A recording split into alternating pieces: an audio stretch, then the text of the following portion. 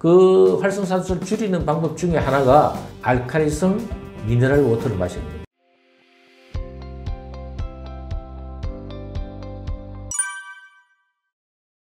저는 태아에서 100세까지 당신의 건강한 물리학이 저자이고요. 현재 대전대학교에서 교수로 재직하고 있습니다. 저는 물과 관련된 연구를 한 36년 정도 연구를 했고요. 그와 관련한 여러 가지 연구를 하면서 여러 가지 논문도 발표하고 또 작년에 제가 이 책을 출간하게 됐습니다. 그리고 이제 물과 바이오, 그러니까 하이드로 바이오죠. 하이드로가 이제 물이고 바이오가 이제 생명, 하이드로 바이오 분야의 연구를 하고 있습니다. 그래서 저희들 대전대학교에 한방병원이 있어서 한방병원에 있는 그런 그 바이오 분야와 제가 전공하고 있는 물 분야를 결합한 하이드로 바이오 분야의 연구를 하고 있습니다.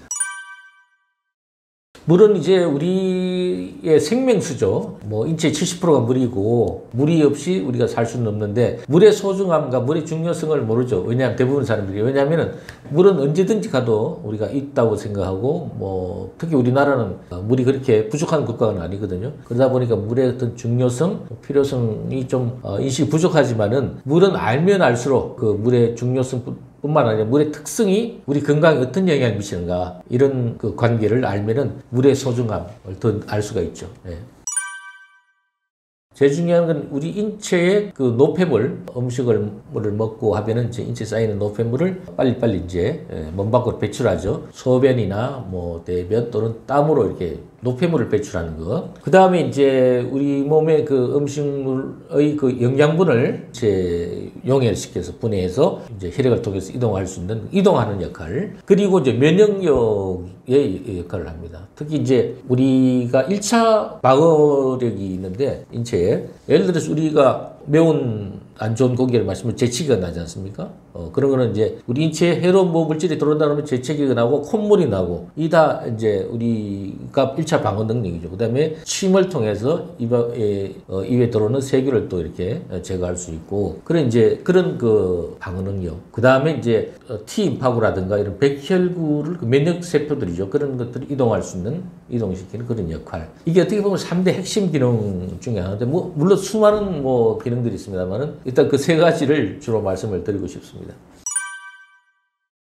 물은 이제 용매라 그럽니다. 용매라는 건 뭐냐면 어떤 물질을 녹일 수 있는 매체인데 물은 뭐 심지어 바위까지 녹이지 않습니까? 바위와 토양에 있는 미네랄까지 추출하고 녹일 수 있는 그런 용매이기 때문에 물 속에는 굉장히 다양한 성분이 녹아 있습니다. 뭐 우리가 생각하는 산소라든가 이산화탄소라든가 유황가스 이런 가스 종류, 그 다음에 무기질 미네랄, 칼슘, 마그네슘, 나트륨 같은 미네랄, 그리고 세균류, 그 다음에 각종 또 오염 환경에 처하면 오염 물질도 녹아 있고 그런 다양한 물질이 녹아 있는데 눈으로는 잘 안 보이죠. 예, 그래서 그걸 이제 정밀하게 분석을 해야 알 수 있는데, 그래서 어떤 지역에서 나는 물인가에 따라 청정 지역에 또 좋은 환경에서 나는 물은 미네랄도 풍부하고 알칼리성이고, 또 어떤 지역에는 또 오염된 물이 나올 수도 있고요. 또는 중금속이 나올 수 있고, 땅 밑에 또 중금속이 있는 지질이 있습니다.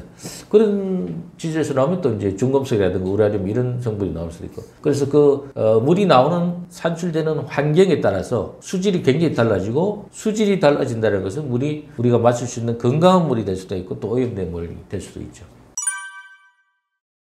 요즘은 이제 외모도 경쟁력이라는 말이 있지 않습니까? 그래서 이제 같은 나이대라도 뭐 저도 이제 나이가 좀 많습니다만은 뭐 직장에서 50대, 60대인 분들도 같은 나이지만은 어떤 분은 굉장히 좀 젊어 보이고 나이가 50대인데 한 40대로 보이는 분이 있고 어떤 때인데 이제 뭐 60대 같이 보이는 분도 있고 이렇게 되죠. 그래서 직장에서도 가능하면 젊고 활기차게 보이는 분들이 저보다 능력이 있다.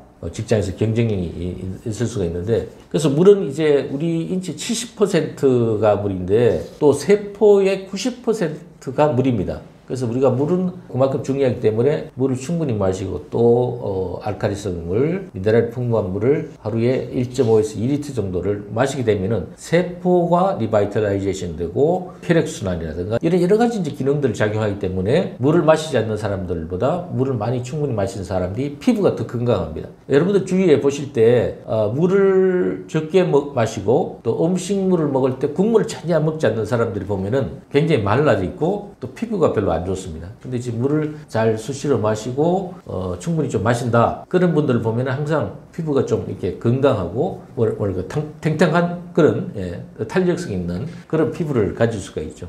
그래서 젊음과 이 물건강 관련이 있고요. 그 다음에 그 이스라엘 와이즈만 연구소의 연구 결과를 보면은 하루에 피부 세포가 36억 개가 새로 생기고 죽고, 그 피부가 한번 태어난다고 생성됐다고 해서 결국 우리가 죽을 때까지 있는 게 아니거든요. 피부는 다시 재생이 되고 또 없어지고 재생되는데 그 재생의 근본이 또 뭐냐? 물이라는 거죠. 물. 세포의 90%가 물이기 때문에. 그래서 충분한 수분 섭취가 세포의 재생에 도움이 된다. 그것이 곧 젊음과도 연결이 될 수가 있습니다. 피부의 재생, 그리고 피부 노화를 촉진시키는 요소가 있습니다. 그것이 뭐냐면 첫 번째 자외선이고요. 자외선은 피부를 노화를 시킵니다. 자설세포를 증가시키고, 자외선이 많이 햇빛에 많이 노출된 분들이 피부가 이제 좋지 않죠. 같은 나이라도. 그 실제로 이제 우리 할머니 할아버지들 보시면은 할머니 할아버지들의 손과 얼굴과 그다음에 속살을 비교해 보면 차이가 있죠. 그러니까 한 80 정도 되신 어르신들을 이렇게 보시면은 피부와 손은 좀 이게 주름도 있고 뭐 검버스도 있고 여러 가지 이제 피부가 좀 노화되어 있지만은 그 속살 부분도 굉장히 깨끗해요. 그것은 뭐냐면은 그만큼 안에 이제 속살은 자외선에 노출이 안 됐기 때문에 그만큼 피부가 유지가 됐고, 자외선 노출된 손이라든가 얼굴은 이제 많이 좀 피부가 안 좋게 돼 있죠. 그래서 자외선 노출, 그 다음에 두 번째가 이제 활성산소입니다. 이 활성산소가 우리 인체에서 계속해서 생성됩니다. 이 활성산소는 두 가지 기능이 있는데, 하나는 물론 뭐 이게 활성산소가 거의 95% 이상이 인체에 나빠요. 그러니까 이제 활성산소는 가능하면 이 생성을 줄이는 게 좋은데 또 유익한 부분도 있습니다. 그래서 이제 뭐 수명을 다한 세포를 이제 산멸시키는 역할을 한다든 그런 일부 유익한 성분 역할을 하지만은 활성산소는 대부분 인체에 유해하다. 그래서 피부를 이제 파괴하고 또 뭐 여러 가지 우리 질병을 일으키는, 어떻게 보면 만병의 근원이 뭐 활성산소라고도 볼 수 있는데, 이제 그런 그 활성산소를 제거하는 방법, 그 활성산소를 줄이는 방법 중에 하나가 알칼리성 미네랄 워터를 마시는 겁니다. 물론 활성산소 줄이는 여러 가지 방법이 있겠습니다만은 알칼리성 미네랄 워터를 마시면은 활성산소가 생성되는 걸 좀 줄여줄 수가 있습니다. 피부의 건강을 위해서 자외선 차단을 피한다든가 또 미네랄 워터를 마셔서 활성산소를 줄인다든가 뭐 이런 게 있을 수 있습니다. 물은 비용매입니다. 용매인데, 그래서 물에는 다양한 성분들이 녹아 있습니다. 그래서 뭐 우리가 이제 화학 시간에 배웠던 주기율표에 있는 그거에 있는 원소가 거의 대부분 아주 미량이라도 다 녹아 있다고 볼 수가 있습니다.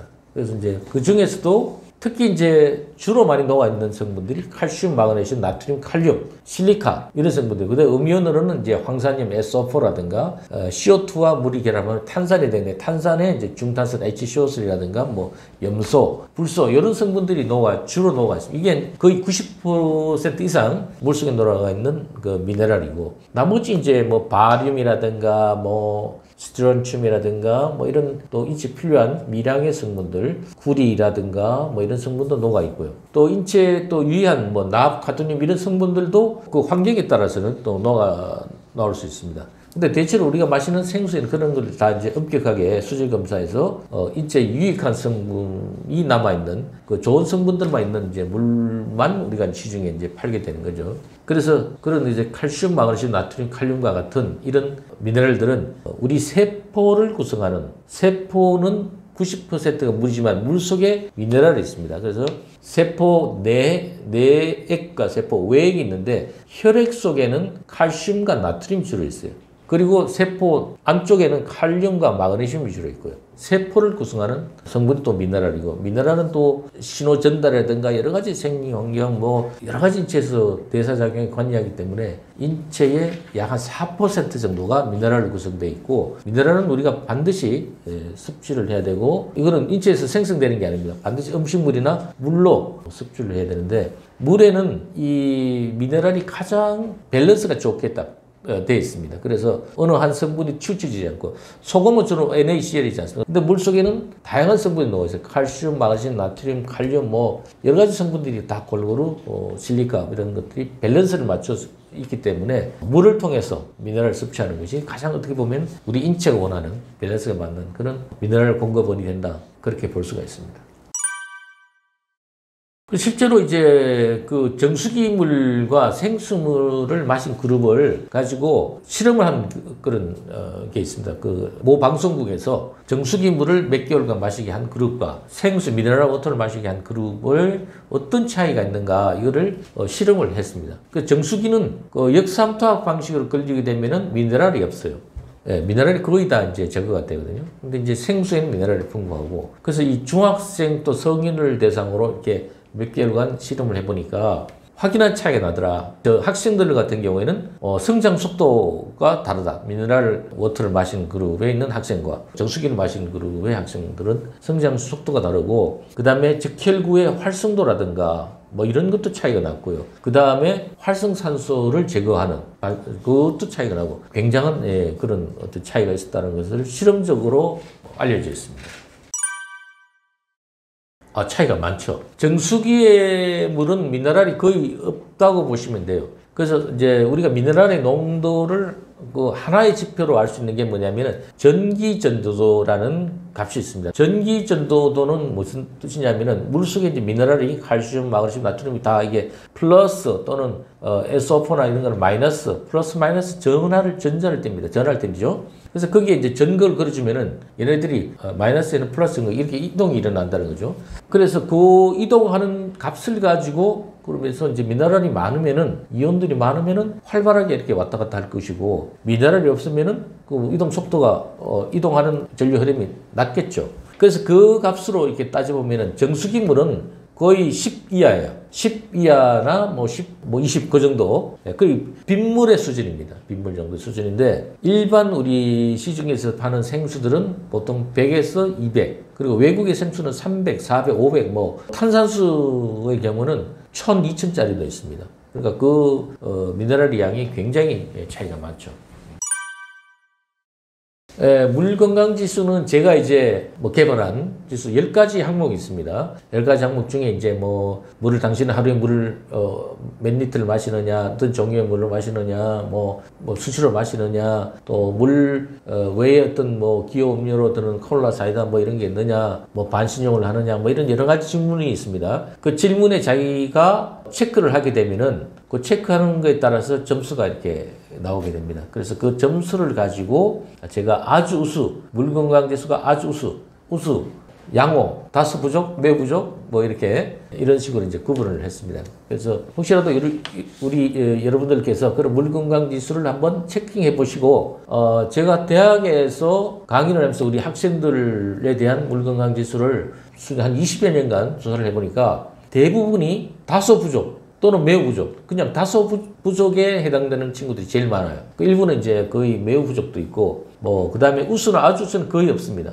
예, 근데 이제 학기 초에 그거를 체크를 하고 제 강의를 듣고 학기 말에 다시 이제 셀프 체크를 합니다. 하면은 매우 부족했던 친구가 우수나 또는 뭐 양호 쪽으로 이제 한 학기 동안 물에 대한 인식이 달라지고 해서 올라간 친구들이 상당히 수 있습니다. 그러면 제가 이제 그 친구들한테 작은 거지만 선물을 주고 이렇게 합니다. 그래서 여러분들도 한번 그렇게 체크를 해보시고 체크 결과에 따라서 아마 상당히 좀 충격을 받을 수 있습니다. 내가 이렇게 매우 부족? 이 정도로 나쁜가? 그럴 수가 있지만은 뭐 그렇다고 해서 너무 실망할 필요 없습니다. 그때부터 다시 물 건강에 대한 인식을 새롭게 하시고 그 지수를 높이면은 될 거로 생각을 합니다. 뭐 우리 학생들 20대 학생들을 기준으로 이제 봤을 때 아마 거의 제가 1000여 명 이상을 대상으로 했기 때문에 그게 우리 뭐 대한민국 국민 물론 뭐 연령층이 좀 다르지만은 거의 비슷하지 않겠나 하는 생각이 듭니다. 그래서 물에 대한 인식, 그 다음에 물 마시는 습관, 양 이런 것들이 전반적으로 매우 부족, 다소 부족. 다소 부족이니까 우리가 생각하는 기대치, 제가 생각하는 기준치보다 이하다. 저는 그게 한 70%는 된다고 봅니다. 그래서 우리가 건강하려면, 평생 건강하려면은 이 물에 대한 제대로 된 인식, 물이 그냥 물이 아니고 물은 어떤 성분 미네랄이 함유되어 있고 알칼리 성분은 왜 좋은지, 산성분은 왜 나쁜지 뭐 이런 것들에 대한 인식이 필요하고요. 그 다음에 물을 마셔야 되는 양도 정확하게 우리가 어느 정도로 마셔야 되는가 이런 것들에 대한 분명한 인식이 필요하다 이런 말씀을 드리고 싶습니다. 지금 옛날에는 뭐 하루에 2리터 마셔야 된다 뭐 이런 이제 얘기가 있습니다. 최근에는 2리터 마실 필요 없다. 뭐 1리터만 마셔도 된다. 뭐 여러 가지 설들이 있습니다. 근데 중요한 것은 물론 물을 과도하게 마셔도 안 됩니다. 뭐 너무 적게 마셔도 안 되지만은 자기 인체 체중에 30ml를 곱하면은 아마 적정한 내가 마셔야 되는 물의 양이 될 것 같아요. 그래서 예를 들어서 70kg의 체중의 남성이다 그러면은 한 2리터 정도, 2.1리터 정도를 마셔야 되고 50kg의 여성분이다 그러면은 한 1.5리터 뭐 그 정도를 마시는 게 일반적인 그 마셔야 되는 물의 양이다. 이것은 왜냐하면은 우리가 마시는 만큼 물이 또 배출이 됩니다. 마시고 배출, 물의 워터 밸런스거든요. 우리 몸이 항상 필요한 물이 일정한 양이 있는데 양만큼 우리가 마시면은 또 배출이 되고 적게 마시면 적게 배출이 됩니다. 그래서 우리가 이제 내 몸에 물이 적정한지 적정하지 않는지를 제일 알 수 있는 가장 좋은 방법은 내가 소변을 얼마나 자주 보느냐, 또 소변 색깔을 보면 알 수 있습니다. 그 소변이 굉장히 탁한 경우, 소변이 맑은 경우, 그 소변이 탁하다는 건 뭡니까? 그만큼 노폐물이 그동안 많이 쌓였다가 몸 밖으로 배출되는 거거든요. 소변이 이제 비교적 맑다는 것은 내 몸에 노폐물이 오랫동안 쌓이지 않고 바로 배출되는구나. 이런 하나의 시그널이 됩니다. 그래서 내가 하루에 소변을 뭐 한 두세 번밖에 보지 않는다. 이거는 굉장히 문제가 있습니다. 그럼 그런 분들은 소변을 보게 보면은 굉장히 소변 색깔이 탁할 겁니다. 노랗고. 근데 하루에 7번, 8번 정도 소변을 본다. 물론 좀 화장실 좀 자주 간다는 느낌 들죠. 그렇지만 그런 분들 보면 소변 색깔이 굉장히 투명하고 깨끗해요. 그만큼 내 몸에 노폐물이 오래 쌓이지 않고 바로 배출된다. 이런 하나의 그 지표로 여러분들 삶으시고 내가 마셔야 되는 물의 적정한 양을 정하시면 좋을 것 같습니다. 우리가 소변과 대변은 이걸 안 보면 안 되죠. 옛날에 돌아가신 우리 황승환 박사님도 그 말씀 하셨습니다. 잘 먹고, 그분 표현으로 잘 싸고, 이게 제 건강에 제일 기본이라고 그랬습니다. 우리가 하루에 3끼를 먹고 이렇게 음식물을 먹지 않습니까? 이 음식물이 우리 몸에 영양분이 되고, 뭐 이렇게 활동, 에너지가 되지만은 남은 찌꺼기는 빨리빨리 이제 몸 밖으로 배출해야 됩니다. 이 몸 속에 있으면 그게 쌓여서 이제 독소가 되지 않습니까? 그래서 빨리빨리 배출하는 가장 그 원동력이 뭡니까? 물이지 않습니까? 물을 통해서만이 인체에 쌓인 노폐물을 땀으로든지 소변으로든지 대변으로든지 나가지 않습니까? 그래서 물을 잘 마시지 않는 분들 중에 변비가 많아요. 그래서 물을 충분히 마시면 변비가 없어집니다. 그래서 우리 인체에 변비가 있고 소변을 잘하는 분들을 보면은 피부가 항상 안 좋습니다. 피부가 칙칙하고 틀어버리고 있는데 그 장 건강이 이제 또 전체 우리 인체 건강이 중요한 거 아닙니까? 그래서 소변이나 뭐 대변 이렇게 변을 본다는 거는 내가 즐겁게 생각했지. 이게 불편하다. 뭐 내가 일상이 너무 바빠서 화장실 갈 시간도 부족하다. 이렇게 뭐 사는 분들이 가끔 있을 수 있습니다만은 그러나 화장실 가는 거를 좀 이렇게 즐겁게 생각하시고 내 몸에 노폐물이 막 빠져나간다. 건강해진다. 이런 신호로 생각해 주시면 좋겠습니다. 예, 물은 우리가 하루에 예를 들어서 1.5리터를 마신다. 그러면 물도 자주 마시기가 귀찮으니까 그냥 뭐 500ml씩 한 3번 나눠서 마시자. 이거는 좋지 않습니다. 예, 이건 좋지 않고 물은 내가 근무하는 뭐 테이블 위나 또는 뭐 차를 뭐 자도 이동하시면 차 안이라든가 항상 내 주변에 있어서 언제든지 마실 수 있게끔 그렇게 이제 하시는 게 좋습니다. 그래서 조금씩 자주 나누어서 마시는 게 좋고요. 그 다음에 이제 식사를 할 때는 물이 한 컵 정도가 좋습니다. 근데 이제 너무 또 물을 많이 먹게 되면은 소화가 또 안 될 수가 있죠. 위액을 희석시켜서 소화가 안 될 수 있으니까 보통 이제 음식물을 먹을 때 물을 거의 안 먹거나 국물을 먹지 않으면은 이게 또 소화가 좀 잘 안 될 수가 있습니다. 그리고 음식물이 또 위에 들어가서 이게 분해돼서 영양소가 이동되는데도 또 문제가 되고 하기 때문에 밥을 먹을 때, 식사를 할 때 한 컵 정도 추천을 드리겠습니다. 예, 사실 뭐 물이 죽고 살았다는 말이 좀 어떻게 보면 뭐 생소할 수가 있죠. 생소할 수 있는데 물이 살아있다는 것은 그야말로 생수라고 우리가 표현하지 않습니까? 죽은 물은 이제 우리가 흔히 말하는 끓인 물들, 물을 끓이게 되면은 영양소가 파괴된다 뭐 이런 이야기들이 있습니다. 그래서 물을 끓이게 되면 실제로 영양소가 파괴되기 때문에 죽은 물이다. 반대로 그렇게 끓이지 않고 그 천년에서 나오는 물은 생수다. 이렇게 이제 표현을 할 수가 있는데 근데 실제로 제가 실험을 해보니까 물을 이제 국내 생수와 그 다음에 외국 생수, 정수기 뭐 4가지 정도의 물을 가지고 이제 실험을 했어요. 물을 끓이고 끓인 물과 그다음에 끓이기 전과 비교를 해보니까 큰 차이가 없다. 그래서 물을 끓이게 되면은 pH의 변화, 산성 알칼리의 변화, 그 다음에 산소량, 물 속에는 산소가 있거든. 산소량의 변화, 그 다음에 미네랄의 변화. 요 세 가지를 주로 봤습니다. 보니까 물론 약간의 변화는 있습니다만은 pH는 거의 많이 변화가 없고 약간의 변화가 있는데 그 정도는 큰 문제가 없고요. 산소는 물을 끓이게 되면 산소는 이제 기체이기 때문에 날아갑니다. 그것도 큰 의미가 없는 게 물을 끓인 다음에 다시 컵을 대기 중에 노출시켜 놓으면은 다시 산소가 다시 들어갑니다. 대기 중에 산소가 들어가기 때문에 뭐 산소량은 큰 의미가 없고 pH도 큰 의미가 없고 용존산수도 큰 의미가 없고 그다음 남은 것이 하나가 이제 미네랄의 변화입니다. 미네랄은 뭐 정수기물이라든가 국내 생수는 큰 변화가 없어요. 다만 외국 생수 중에 칼슘과 마그네슘이 아주 풍부한 물들이 있습니다. 그런 물들은 끓이게 되면 약간의 변화가 있습니다. 그래서 이제 어떤 외국 생수들 보면은 물을 끓이면은 하얀 침전물이 생길 수 있습니다. 이런 이제 문구가 있거든요. 그게 뭐냐면은 칼슘과 마그네슘이 물을 끓이게 되면 이제 침전물을 형성합니다. 그래서 그런 약간의 변화는 있을 수가 있는데 우리 국내 생수라든가 외국 생수 중에도 미네랄이 아주 높지 않은 물들은 거의 변화가 없어요. 그러니까 그 정도의 이제 하얀 침전물이 생길 정도가 되면은 굉장히 좀 미네랄 함량이 높은 그런 물이다. 그래서 결론적으로 말씀드리면은 그래서 그것이 죽은 물이 되는 것은 아니다. 네, 그 말씀을 드리고 싶습니다. 그렇죠. 녹차나 뭐 보리차 등등을 우리가 이제 넣게 되면은 잎사귀라든가 뭐 곡물 종류 아닙니까? 거기도 미네랄이 있습니다. 뭐 여러 가지 이제 뭐 인체 건강한 뭐 성분도 있지만은 주로 이제 식물 성분, 녹차, 뭐 그다음에 뭐 한방 성분 이런 성분들에는 주로 칼륨이 많습니다. 예, 칼륨이 많고요. 일부 나트륨, 뭐 마그네슘, 칼슘도 있지만은 주로 이제 식물 성분에는 칼륨 성분이 많아서 보통 티백을 넣고 한 5분 정도 이렇게 한 90도 정도의 온도에다가 한 5분 정도 이렇게 녹이게 되면은 칼륨 성분이 상당히 녹아 나옵니다. 그래서 물 속에는 칼륨이 높진 않아요. 일반 우리 생수에는 칼슘이나 나트륨 뭐 이런 성분들이 많지 칼륨은 근본적으로 낮아요. 왜냐하면은 자연의 토양이나 암석에는 칼륨 성분이 그렇게 많이 높지도 않은 데다가 잘 용출이 잘 안 돼요. 물속에 잘 안 녹아 나와요. 그래서 낮은데 반면에 이제 식물은 칼륨을 잘 흡수합니다. 자기들이 성장하기 위해서 녹차라든가 이런 잎에는 이거를 녹이면은 칼륨 성분이 풍부해진다.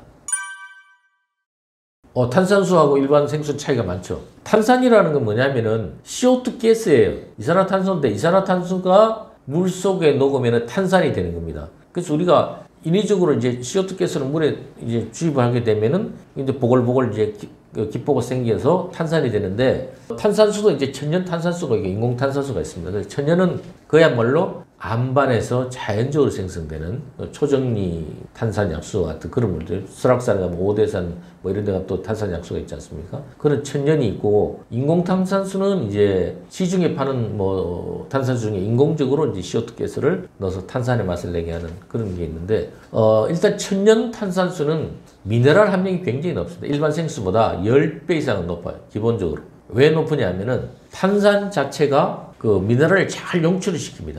그래서 탄산이 전혀 없는 생수와 탄산이 많은 탄산수는 미네랄이 굉장히 차이가 납니다. 뭐 10배 또는 뭐 20배, 30배 차이 날 수도 있고 그 대신에 이제 탄산수는 탄산 자체가 산이기 때문에 그 산성화돼요.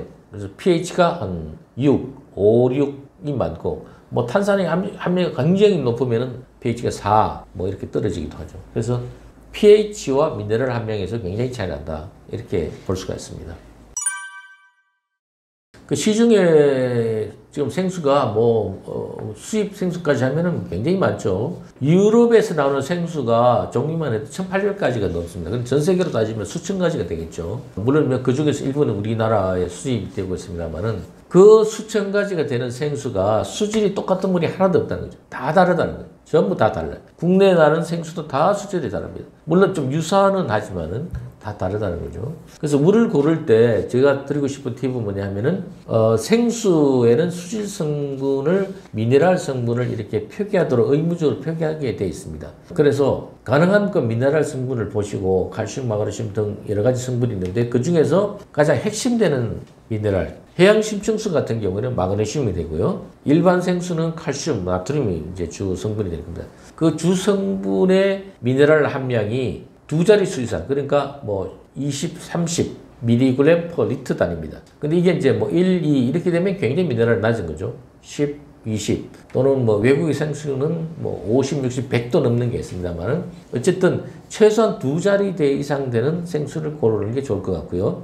그 다음에 또 하나는 뭐냐면은 pH가 7 이상인 물이 좋습니다. 근데 pH가 표기하는 데도 있고 표기하지 않는 데도 있습니다. 이게 의미가 아니기 때문에. 왜 그러냐면은 pH가 알칼리성 중성에서 알칼리성, 그래 7에서 8, 9 이렇게 올라갈수록 알칼리성이지 않습니까? 그러면은 7.5, 한 8 정도 되는 것은 이제 약알칼리라고 그러는데 왜 약알칼리성의 물이 좋냐면은 생수는 기본적으로 빗물이 땅으로 스며들어서 안반에서 수십 년 동안 숙성된 물입니다. 그래서 빗물은 산성입니다. 여러분들. 5, 뭐 5.5 뭐 이런 산성인데 이 산성인 빗물이 안반에서 몇십 년간 숙성되면서 알칼리화 되는 거죠. 그러면서 미네랄이 나옵니다. 그래서 pH가 한 7 이상 8 정도 됐다는 그만큼 오랫동안 숙성됐다는 거고 또 미네랄이 그만큼 많이 빠져나올 수 있다는 거고 또 pH가 알칼리화 되면은 그 오염물질이 없다는 겁니다. 오염물은 기본적으로 산성이 많아요. 그런 관점에서 알칼리성의 물에 그 다음에 미네랄이 두 자릿수 이상 미리그램 퍼 리터 단위의 두 자릿수 이상 되는 함량을 선택하는 것이 좋다. 이렇게 추천드리고 싶습니다. 예, 우리나라 생수는 아주 크진 않지만은 외국의 생수는 편차가 굉장히 큽니다. 그래서 예를 들어서 뭐 한 자리 수에서부터 10, 100, 1000단위까지 이렇게 굉장히 레인지가 넓습니다. 우리나라는 한 자리에서 두 자리 단위. 거기가 거의 그 100% 그 안에 든다고 보시면 됩니다. 그래서 왜 그러냐면 우리나라의 생수는 화암 지역에서 나오거나 화산암 지역에서 나오는 물밖에 없습니다. 뭐 거의 100%가 그에 해당되는 물이에요. 지질이 비슷하다 보니까 그러니까 샘물이 나오는 생성되는 그 땅의 특성이 비슷하기 때문에 별반 차이가 없다. 비슷합니다. 그렇지만 그 중에서도 이제 미네랄 함량이 숙성되는 정도에 따라서 뭐 두 자리 이상 되는 것도 있고 또 한 자리 되는 것도 있고 뭐 다양하다고 볼 수가 있죠. 해양 침성수는 완전히 그 생수하고 달라요. 바다 해저 200m 이하에 태양빛이 들지 않는, 도달하지 않는 그 200m에 있는 그 물인데, 이게 이제 그 굉장히 차가운 물이에요. 2도씨 이하의 굉장히 차가운 물이고, 거기는 오염물도 없고, 그래가지고 유기물도 없는 그런 이제 물을 뽑아서 만드는 물인데, 그 우리나라는 이제 동해 쪽에 있죠. 동해 5군데 정도가 있습니다. 근데 그 물을 일단 바닷물 깊은 곳에 있는 물을 뽑아서 바닷물이죠. 소금물인데 이 물을 완전히 다 정제를 합니다. 정제를 하는 게 이제 뭐 역삼톱이든 정류 방법이든 그 안에 있는 미네랄을 다 걸러냅니다. 걸러내서 그거는 이제 걸러내면 그게 소금이거든요. 그래서 해양 심층 소금으로 따로 팝니다. 팔고 남아있는 물은 이제 깨끗하게 이제 정제된 물이죠. 거기에다가 이제 각 회사마다 경도를 맞춰요. 경도라는 게 뭐냐면 그 추출한 미네랄을 다시 적절한 미네랄 함량이 될 수 있도록 거기다 다시 넣어요. 용해를 시킵니다. 그래서 경도 뭐 100짜리도 만들고 200짜리도 만들고 뭐 이렇게 이제 회사마다 물의 특성에 따라서 이제 경도 조절하죠. 그래서 그렇게 이제 그런 과정을 거친다. 그런 물이 해양 침층수고, 해양 침층수를 바로 마시면 마실 수가 없죠. 완전히 소금물이기 때문에 그런 과정을 거치는 거고, 일반 생수는 그냥 안반에서 나오는 물을 우리가 그대로 마시게 되는 거죠. 그래서 이 두 가지 물은 완전히 다르고, 해양 침층수는 이제 수질 성분상 마그네슘이 많습니다. 마그네슘과 나트륨이 많은 물 마시고 싶다 그러면 해양 심층수를 드시면 좋죠. 그래서 우리나라의 수돗물을 직수로 마시는 인구가 전체 인구의 1%밖에 안 된대요. 저도 이제 학교에서 학생들을 대상으로 제가 설문조사를 했습니다. 수돗물을 직수로 마시는 학생들 실제로 보니 1%밖에 안 돼요. 대부분은 수돗물을 끓여 마시거나 뭐 정수해 마시고 또는 생수를 마시는 경우가 대부분인데, 일단 수돗물이라는 것은 우리 지표에 있는 물들을 이렇게 저수지를 만들어서 그 물을 고도 정수 처리하는 거죠. 여과시키고 침전시키고 그다음에 화학약품을 처리해서 깨끗한 물을 만들어서 그래서 이제 인체에 우리 수질 검사를 다 해서 유해하지 않다. 안전하다. 이렇게 해서 각 가정으로 보내는 게 되는데 문제는 우리가 이제 수돗물을 왜 불신을 하느냐 하면은 염소 소독을 하지 않습니까? 하지 않으면 각 가정에 물을 보낼 수가 없어요. 염소 소독을 해야 되는데 염소 소독이 요즘은 많이 기술이 좋아졌습니다만 옛날에는 좀 그 소독약 냄새가 났어요. 특히 아침에 이렇게 수돗물을 이렇게 틀게 되면은 냄새가 좀 염소 소독 냄새가 났거든요. 거기에 대한 좀 불안, 뭐 거부감이랄까요? 그런 게 있었고 또 하나는 뭐냐면 이 관을 타고 뭐 이렇게 거쳐오다 보니까 또는 아파트는 물탱크에 올라갔다가 다시 내려오거든요. 근데 그 관과 물탱크의 관리 상태 그게 또 아파트나 또 뭐 노후된 관일 경우에는 또 좋지 않거든요. 그러다 보면 수돗물을 받아서 이렇게 하루 정도 두다 보면은 이물질이 좀 침전될 수 있어요. 그게 다 뭐냐면은 그 수도관이나 물탱크에서 나오는 그 이물질이거든요. 그래서 그런 것들을 이제 확인되면은 불신이 있죠. 그래서 이제 그런 문제가 없다면은 수돗물을 드시는 것도 큰 문제는 없다. 예, 그렇게 생각이 됩니다. 수돗물은 미네랄이 일반 생수에 비해서 크게 차이는 없고요. 물론 뭐 미네랄이 많지는 않습니다만은 생수가 전기 전도도로 따졌을 때 100에서 200 또는 많으면 300 뭐 이렇게 이제 범위가 있는데 수돗물도 물론 이제 지역별로 다 다릅니다. 서울 다르고 부산, 대구, 대전 다 다르죠. 왜냐하면 수원지가 다르기 때문에. 근데 대체로 수돗물은 미네랄 함량 수치, 전기 전도 수치로 따지면 100 정도에서 왔다 갔다 내외 이렇게 보시면 될 것 같아요. 그래서 뭐 생수에 비해서 크게 차이는 나지 않고 물론 생수 중에 미네랄이 많은 생수들에 비하면 낮죠. 네, 그렇습니다. 이제 정수기도 뭐 주로 우리가 많이 사용하는 게 역삼투압 정수기인데 역삼투압 외에 이제 중공 사막식이라는 게 있는데 물론 중공 사막식은 이제 미네랄은 걸러내지 않아요. 이물질만 다 걸어내거든요. 그래서 미네랄이 살아 있습니다만은 우리 국민들이 대부분 드시는 물은 역삼투압이 대부분이에요. 그러면은 역삼투압 정수기를 거치게 되면은 미네랄이 거의 다 없어진다 보시면 돼요. 거의 99%. 예. 왜냐하면은 우리가 이제 정수기를 쓰는 이유가 뭡니까? 물 속에 있는 유해한 중금속이라든가 세균 뭐 이런 이물질 이런 걸 거르기 위해서 쓰는 거거든요. 그래서 이제 뭐 이물질 같은 경우는 다른 방법으로 할 수가 있는데 중금속은 역삼투압을 하지 않으면 제거할 방법이 없어요. 그래서 이제 중금속을 제거하기 위해서 역삼투압을 쓰는데 역삼투압 정수 방식은 중금속뿐만 아니라 우리가 인체에 유익한 칼슘, 마그네슘, 나트륨 이런 것도 다 같이 제거를 해버린다는 거죠. 그래서 현재 기술로 중금속만 싹 빼서 이렇게 제거할 수 있는 기술이 없어요. 그걸 할 수가 없어요. 그래서 중금속도 제거하고 인체에 유익한 성분도 제거하고 그래서 미네랄 제거함으로 해서 유해한 성분은 없다. 그 대신에 유익한 성분도 없다. 이렇게 보시면 돼요. 예, 목욕용으로는 그 소위 말하는 단물이죠. 알칼리 연수. 단물이 좋습니다. 왜냐하면은 칼슘과 마그네슘 인체에 필요한 미네랄을 공급하는 중요한 미네랄이지만은 목욕할 때는 좋지 않아요. 목욕용수로는 칼슘과 마그네슘이 많으면은 비누를 칠했을 때 비누와 재작용을 해서 이게 물을 거칠게 만들어요. 그런 대신 이제 연수, 나트륨과 중탄산이 많은 물들은 비누와 재작용을 하지 않기 때문에 미끈미끈해요. 피부가 이제 부드러워지죠. 경수가 되면은 비누와 물이 이제 재작용을 하면서 작은 알갱이를 만들어냅니다. 그래서 작은 알갱이들이 피부와 물 사이에 이제 형성되기 때문에 그래서 피부가 거칠어지게 되고 또 이 비누가 잘 거품이 안 일어나게 되는 거죠. 목욕용수로 쓰는 단물, 알칼리성 단물이 좋은데 그게 온천수입니다. 온천수의 대부분은 알칼리 연수예요. pH가 한 8 정도 되는 알칼리 연수고 칼슘 마그네슘보다는 국내의 온천수는 나트륨과 중탄산이 많은 그런 이제 온천수가 대부분이다. 알칼리 성물에다가 온천을 하게 되면은 이제 피부가 부드러워지고 미끈미끈한 것이 알칼리 자체가 미끈미끈하게 만들거든요. 특성이 피부에 보습 효과도 있고 피부를 축축하게 만드는 그런 효과가 있죠. 암과 물 사실은 어떻게 보면은 그 물을 가지고 어떻게 암을 치료하느냐 뭐 이런 뭐 이야기가 있을 수 있습니다만은 실제 사례로 보시면은 물 자체만 가지고는 안 되죠. 물 속에 뭐가 있냐 미네랄이 있지 않습니까?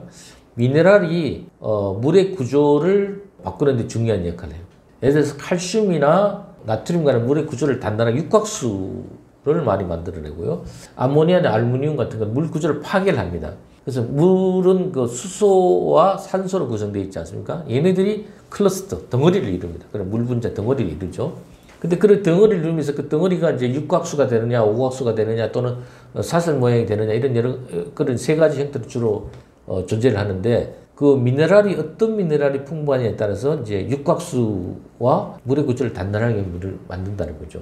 그래서 그런 이제 미네랄이 물의 구조를 단단하게 만들고, 그래서 암세포나 이런 세포 주변에는 그 물의 구조가 좀 약한 물 구조의 물이 많고, 정상 세포에는 육각수라든가 이런 물의 구조가 단단한 그런 세포가 많다. 이런 연구가 벌써 오래됐죠. 물 환경 분자론에는. 언론에서도 보도가 됐습니다만은 약수에 있는 미네랄만 추출해가지고 그것을 쥐에다가 실험을 했습니다. 그래서 이제 그 암을 유발한 쥐에다가 그 미네랄을 주입을 했습니다. 주입을 해서 일주일, 2주일 이렇게 주입을 해보니까 암의 크기가 일주일 뒤, 2주일 뒤에 급격하게 감소가 됐다는 그런 실험 결과가 실제로 있습니다. 그리고 실제로 이제 암세포의 증식과 미네랄과 관한 밀접한 관계가 있다. 는 것은 이미 의학계에서도 알려진 사실입니다. 그래서 미네랄이 그래서 풍부한 물을 마시라는 것이 바로 이제 뭐 여러 가지 인체 대사 작용도 중요하지만은 그런 암과 뭐 이런 당뇨, 뭐 질병과도 관련이 있다는 보고가 있습니다. 그래서 물은 이제 수시로 마셔야 되고요. 그래서 물은 내 주변에 항상 있어야 됩니다. 책상 옆에도 있고, 운전할 때도 있고, 항상 옆에 있어서 뭐 운동할 때도 있고, 갈증이 나고 목이 마를 때만 마시지 마시고, 수시로 30분 간격이든 1시간 간격이든 물을 계속 마시는 것이 좋으시고요. 그게 내 건강을 지켜준다. 또 나의 젊음을 유지해준다. 이런 생각을 가지고 물을 마시면 얼마나 기분이 좋겠습니까? 뭐 8잔, 7잔을 마신다. 막 이렇게 의무적으로 생각하시면 안 돼요. 의무적으로 생각하시면 안 되고, 물을 마심으로써 내가 더 건강해지고 젊어진다는 생각을 가지고 물을 조금씩 이렇게 자주 마시고, 그다음 물을 또 잘 마실 수 있는 팁이 하나 있는데, 그냥 물만 계속 마시면 좀 힘들 수가 있습니다. 근데 물을 소량을 자주 나눠 마시면은 마시기 좀 쉬워요. 그리고 가끔 가다가 물을 마셔야 되는데 물이 별로 안 당길 때는 그냥 뭐 조그마한 비스켓 같은 거 있지 않습니까? 그거 하나 먹으면 물 한 잔 그냥 들어가요. 그렇게 이제 이렇게 물을 습관적으로 마시는 것을 추천을 드립니다. 저는 평생을 이제 물과 가까이 물을 마시면서 하루에 1.5에서 한 2리터 정도 마십니다만은, 특히 이제 저는 술을 마실 때 제가 우리 학생들한테 하는 이야기가, 술 마실 때 가장 좋은 안주가 물이라고 그럽니다. 왜냐하면은 술은 대부분 다 산성이에요. 맥주는 뭐 pH 3 정도 산성이고, 그다음에 일본 술, 양주, 와인도 굉장히 산성이지 않습니까? 그래서 요즘은 소주도 산성인데 알칼리성 소주가 나오는 이유가 뭐냐면은, 우리가 산성의 술을 계속 마시게 되면은 우리 몸은 혈액이 pH 7.4 정도로 이제 약알칼리, 중성에서 가까운 약알칼리가 유지가 돼야 되는데, 계속해서 우리가 산성의 식품, 산성의 술을 마시게 되면은 혈액이 산소화될 수가 있습니다. 그러면은 혈액을 중화시키려고 계속 몸은 이제 부담을 느끼고 이제 되는 거죠. 물은 알칼리성 물을 마시게 되면, 술을 마시면 술은 산성인데 물은 알칼리이기 때문에 이 산성을 중화시킬 수가 있는 거죠. 특히 이제 맥주를 과음을 했다. 맥주 500cc, 젊은 친구들은 500cc 이런 거 몇 잔씩 마시지 않습니까? 그래서 그걸 한 2000cc 마시면 우리 혈액량이랑 비슷해요. 그 정도로 이제 이 pH 3짜리와 7짜리의 혈액이 있는데, 이게 3짜리가 들어오면 혈액의 pH 계속 끌어내릴 거 아닙니까? 끌어내리는데 이걸 중화시키기 위해서 중탄산이라는 성분이 혈액에서 계속 또는 세포에 있는 걸 계속 끌어와서 이제 중화를 시킵니다. 그러다 보니까 이제 탈수도 일어나고요. 그 다음날 아침에 보면은 막 피부가 붓고, 이런 것들이 다 이제 산성의 술을 많이 마시기 때문에 그렇습니다. 그래서 여러분들 알칼리성 미네랄 워터를 마시면은 평소에도 좋지만은 술을 마실 때 가장 좋은 안주가 된다. 그 말씀을 드리고 싶습니다. 저도 이제 은퇴가 얼마 남지 않았습니다만은, 은퇴 후에 가장 우리가 걱정하는 부분이 이제 건강이죠. 그래서 건강에 대해서 모든 분들이 많이 관심을 가지시고, 운동, 음식 또는 명상 하지만은 가장 기본은 역시 물 마시기다. 좋은 물, 알칼리성 미네랄 워터를 충분한 물 마시기가 모든 건강의 기본이다. 이 말씀을 좀 드리면서, 특히 이제 만병의 근원인 활성산소, 활성산소를 제거하기 위해서는 뭐 여러 가지 방법이 있습니다. 여러 가지 뭐 녹차를 마셔도 되고 와인에도 뭐 활성산소를 제거하는 여러 가지 성분이 있습니다만은 알칼리성 미네랄 워터가 또 활성산소를 줄여주는 그런 역할을 하기 때문에 가장 손쉽게 할 수 있지 않습니까? 뭐 다른 뭐 와인을 마시거나 뭐 호박을 먹는다든가 녹차를 마시거나 이런 거는 우리가 좀 쉽게 할 수는 없지만은 물은 수시로 마셔야 되기 때문에 물을 우리 인체의 70%가 물이고 또 활성산소를 제거하는 만병의 근원인 활성산소를 제거하는 중요한 역할을 하기 때문에 여러분들 건강한 삶, 건강한 노후를 보내기 위해서는 하루에 충분한 알칼리성 미네랄 워터를 마시기를 꼭 실천을 해 주시기를 말씀드리고 싶습니다.